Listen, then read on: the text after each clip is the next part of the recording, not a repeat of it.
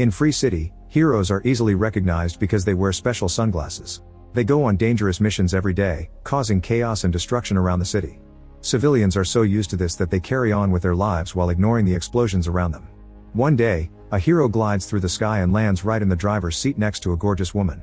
It's not his car or his wife, but because he's a hero he can do anything he wants. He takes off as the police chase him through the streets, causing multiple explosions and crashes. Meanwhile, Guy gets ready for work at the bank. He follows the same routine every day, wears the same clothes, and has exactly the same coffee order. Guy loves living in Free City and thinks he has the perfect life. His best friend is Buddy, the bank's security guard. The only thing missing in his life is a girlfriend, and Guy often feels envy when he sees couples.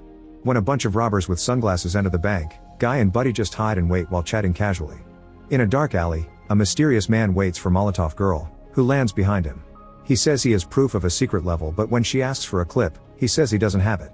Molotov Girl threatens him with her gun, so he shows her a map to find the building that contains the clip. She pays him for it and tells him not to ask questions, but since the man asks her why she wants the clip, she shoots him before leaving. While Molotov Girl walks down the street, she guesses what the people around her will say.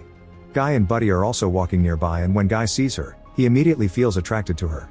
He hears her sing something and tells her he likes the song, which shocks her because civilians usually don't comment on her actions. After she walks away, Guy announces that's his dream girl, but Buddy points out she was wearing glasses so she would never talk to her. Guy tries following her, but when he crosses the rails, he's hit by a train. In a cafe in the real world, Millie closes the game. It turns out Free City is a video game and the characters with glasses are players while everyone else is an NPC. Millie's character is Molotov Girl. She's now watching an ad for Free City 2, but she doesn't look excited. When a waitress comments on the game, Millie explains she has a lawsuit against the publisher company called Tsunami and only plays to gather evidence. Back to Guy, he starts his day feeling different. When he orders coffee and asks for something new, the barista doesn't know what to do and everyone stares at him in shock. A cop even threatens to shoot him, so Guy says he's just kidding and gets the usual. Later at the bank, Guy is bored instead of happy about his job, and he's annoyed when a new robber comes in. While waiting on the floor, he sees Molotov Girl outside. Suddenly he stands up and climbs over the counter while asking the robber for his sunglasses. In real life, the player is just a little girl confused by Guy's behavior. When Guy is about to take the sunglasses, the robber immediately starts beating him up. At first Guy can only fall and take it, but when he sees Molotov Girl again, he gathers some bravery and starts fighting back. In the struggle, he manages to take the glasses but also fires the robber's gun, killing him. Afterward, Guy drops the gun and runs outside as he puts on the glasses. To his shock, a whole digital interface appears. There's a medical kit on the ground that the other NPCs can't see or touch, but when Guy grabs it he instantly gets healed. When a hero falls to the ground, money signs appear above him and by touching it, it goes straight to Guy's account. Now he can buy the sneakers he always wanted. Meanwhile, in the Tsunami office, Keys and Mouser notice Guy's actions and think it's a player using an NPC skin. Keys tries to kick Guy out of the game but can't trace him. Then they enter the game using a police officer in bunny costumes. They approach Guy and tell him to change his skin, but he doesn't understand what they mean. The duo thinks he's rebelling and opens fire, so Guy has to run away. He tries hiding in a construction site, but the Keys and Mouser quickly find him. The shots immediately continue, destroying various parts of the building as Guy runs to dodge them. At that moment, Guy notices that his shoes have an activate option and 3 jumps remaining. When he activates them, his body is thrown in the air and he lands on one of the floors above. The programmers are still coming for him, so Guy tries jumping again, only to hit the ceiling. He then hides behind a column, and when he finds an opening, he does his last jump. Guy reaches a very high floor and grabs some cables to avoid falling. Tired of running, Mouser modifies the code to transform the building and gain quicker access to the higher floors. The chase continues with more open fire, so Guy follows some glowing signs on a metal beam and jumps to try to reach a wrecking ball. Unfortunately, he misses and falls, but an option on his glasses activates a bubble suit that cushions his landing. Guy crawls out of the suit and celebrates his survival, only for the programmers to hit him with a car. Afterward, the duo logs out, but Keys is still confused because even though they killed Guy, the number of players online hasn't changed. Mouser thinks it's just a glitch, but Keys thinks they should talk to the CEO. While they chat about their programming experience, a flashback reveals that Keys used to work with Millie. They were best friends and together they developed a game called Life Itself. When Keys gets home, he discovers that Millie has broken in. It turns out Tsunami stole their game and Millie is angry with Keys for working for them. Keys reminds her that Tsunami bought their game and shelved it, but Millie doesn't believe it. She thinks the company used their code to make Free City. She wants Keys to help her prove it, but he refuses. Later, Millie logs in and sends Molotov Girl to the spot on the map she bought earlier. While she looks at a mysterious facility, Guy suddenly appears behind. She immediately brings him down and starts interrogating him, but the noise gives away her location. The guards in the facility open fire and Molotov Girl shoots a few bullets back before revealing a gun that allows her to open a portal. Guy follows her through the portal and they appear in a new area. While scolding Guy for ruining her mission, Molotov Girl uses a password on a container to access her secret hideout where she has lots of cool weapons and vehicles. She explains she's on a mission to steal something, and when Guy says he wants to help her, she tells him he needs to gain levels. He's just level 1 while she's 195, so he needs to be at least level 100 to join her. When Guy says he doesn't like hurting people, Molotov Girl points out he can steal things from the violent players. Then Guy returns to the city and begins fighting all the armed heroes to protect his NPC friends, only to get killed every time. He respawns on his bed every morning and tries again, refusing to give up. All this practice helps him get better, and soon he's actually defeating the players to get their money. This curious way of playing the game makes him go viral in the real world, with influencers and reporters talking about him while wondering who is the player behind this. Kids even start dressing up as Guy, seeing him as a hero. When Guy earns level 102, he decides to visit Buddy at the bank. The moment is interrupted by a robber and everyone immediately drops to the floor except for Guy, who keeps talking casually. The robber tries to threaten Guy, but he steals the gun to keep him back and takes his glasses, which he hands to his friend. However, Buddy is too scared to grab them. Meanwhile, Keys gets messages from Millie begging for help. He hides in the office bathroom with a laptop and opens a door in the mysterious facility so Molotov Girl can get inside. He also tells her the location of the clip she needs, but as soon as she grabs it, the building goes on red alert and a bunch of guards appear. When they open fire, Molotov Girl is forced to hide and accidentally drops the clip in the process. Keys wants to help her but doesn't have access to the building. Suddenly Guy bursts in through the window on a bike and quickly runs over all the guards to bring them down.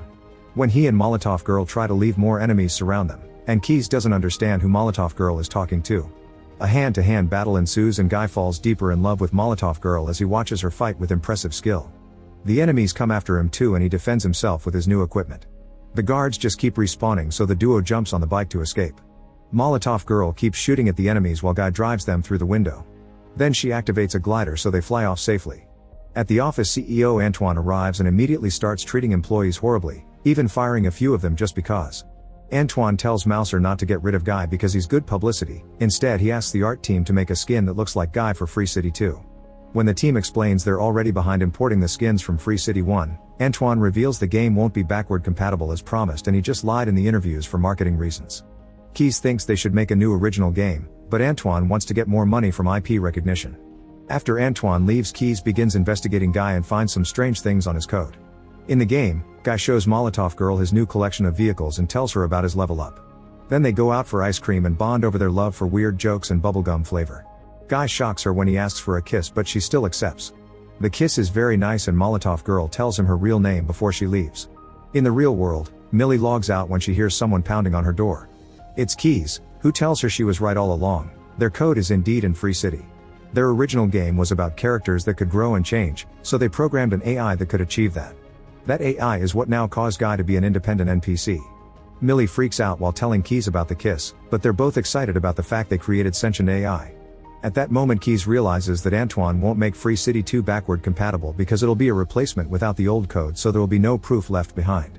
The new game will launch in 48 hours, so they need to find the proof in the game fast. Then Millie logs in as Molotov Girl and invites Guy to come to the central hub where players gather. She explains that this is a game and he's just an NPC, causing him to freak out and say he loves her. When Millie tells him that those feelings are programmed, Guy storms out of the hub. Millie follows him while begging for his help on her mission, but he doesn't see a point in doing anything if it's fake and takes out his glasses before leaving. Afterward, a depressed Guy walks through the city, not caring about all the explosions or getting punched. Eventually he makes it to the beach and tries throwing a rock at the sea, but it vanishes when it hits the game's boundary. However, when his own hand touches the boundary, it goes right through it. Furious, he returns to the city and starts insulting the other NPCs while yelling that nothing matters because it's all fake, only to be run over by a car. Afterward, Guy visits Buddy and asks him what he'd do if he learned he wasn't real. Buddy says he wouldn't care because even if he wasn't real, this moment is. Feeling inspired, Guy invites Buddy to go on a mission. Moments later, the duo is inside the mysterious facility and meets the owner Revengeman, who recognizes Guy and reveals he's a big fan. While the player behind Revengeman starts streaming the conversation, Revengeman gladly gives Guy the clip of the secret level he found some time ago, explaining he was never able to go back because the glitch has been patched. Then Revengeman starts getting really weird while asking Guy to do things for the stream, so Guy and Buddy leave. Later at Molotov Girl's hideout, Guy talks to the offline avatar until Millie logs in and he gives her the clip.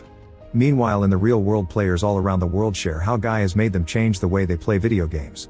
Killing for fun is messed up even if it's just NPC, so they want to do good instead. This causes the pre-orders for Free City 2 to go down a lot, which infuriates Antoine. He tells his team to ban the player controlling Guy, so Keys has to explain they can't because Guy is a self-aware NPC. Antoine announces they'll do a server reboot instead. In the game, Guy and Molotov Girl watch the clip and discover that Revengeman found an area with the designs of the original game. Guy says he recognizes the place, but before he can share details, the game goes offline. All the player avatars freeze and players panic while Guy is the only one that can move. Then the game resets. The next time Guy wakes up, he's back to his old self. While he follows his routine, Molotov Girls approaches him to mention all the things they did together, but he can't remember anything and just keeps walking. Millie calls Keys and he tells her that an AI can't be erased with just a reboot, so Guy's code must be hiding somewhere. After some research, he realizes Guy is a character he created for the original game who was destined to never meet his dream girl. Since that girl was based on Millie, seeing Molotov Girl triggered Guy's AI evolution. Millie logs in again and sends Molotov Girl to the bank, where she kidnaps Guy. She takes him to an alley and forces him to put on the glasses at gunpoint. While he freaks out at the interface, Molotov Girl explains that in 24 hours his world will disappear.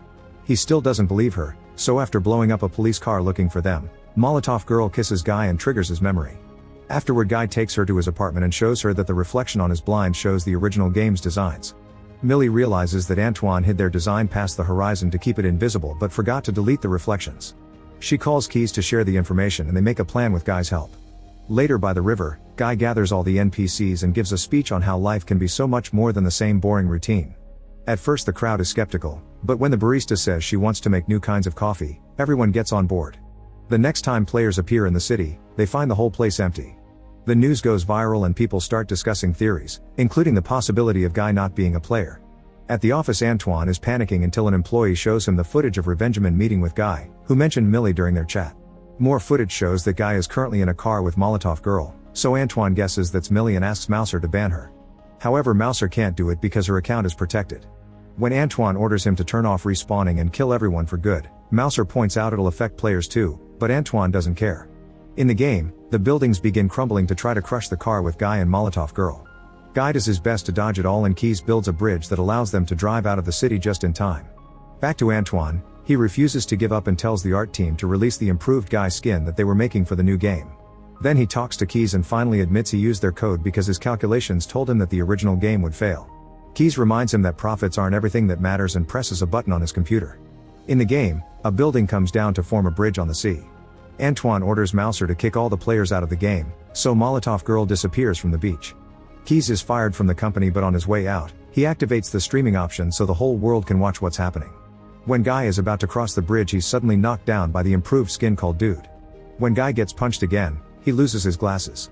At that moment, Buddy comes to help and begins playing with Dude's chest, so he gets punched down too. Then Dude throws Buddy away before he starts beating Guy up. While Dude transforms his arm into the Red Hulk's punch, Guy manages to grab his glasses and makes Captain America's shield appear to block the attack. Next, Guy also uses Hulk's punch to throw Dude away, followed by summoning a medipack to heal himself. Dude tries to attack again and Guy defends himself with a lightsaber, followed by a portal gun that sends Dude through the ceiling. When Dude tackles Guy and starts pressing his chest, Guy lends him his glasses and now a very confused Dude runs after all the shiny things appearing around him. While Guy and Buddy head to the bridge, Antoine decides he must destroy the servers. Keys sees this and warns Millie. Antoine begins attacking the computer with an axe and the city in the game starts to disappear. All the NPCs run in panic while Mouser tells Antoine he's going too far, so a guard drags him away. Soon the bridge starts breaking too and Buddy has to say goodbye to Guy before he disappears. Guy runs as fast as he can and when the destruction is about to reach him, he jumps through the boundary. The second Guy lands, the code of the original game appears on the screen in the shape of an island. Millie confronts Antoine and shows him it's over, but Antoine wants to finish destroying the servers for revenge. Instead, Millie offers him a deal. He gets to keep all the rights to Free City as long as she gets her code back. Since he only cares about the profits, he quickly agrees. Sometime later, the news announces that Free City 2 is a failure because without Millie's code, the game is nothing but bugs and lag. Now Antoine is dealing with his downfall, claiming he's a victim. Meanwhile, Millie and Keys release their game with the help of Mouser and is an absolute success. Now Guy and the other NPCs live in a peaceful world full of creativity. Millie visits Guy by using the same Molotov Girl avatar and Guy tells her he understands they can't be together. However, he also points out that his love for her was programmed by Keys, which means Keys has been in love with her all along. Millie cries as she looks at the code and finds a video of Keys admitting this. She runs out of her apartment and meets with Keys in the middle of the street to share a kiss. Meanwhile, Guy is befriending Dude but admits he misses Buddy. Luckily, the programmers manage to bring him back and Guy reunites with his best friend. Now they can start a new life doing whatever they want. Make sure to subscribe and turn on notifications so you can watch more videos like this. Thanks for watching.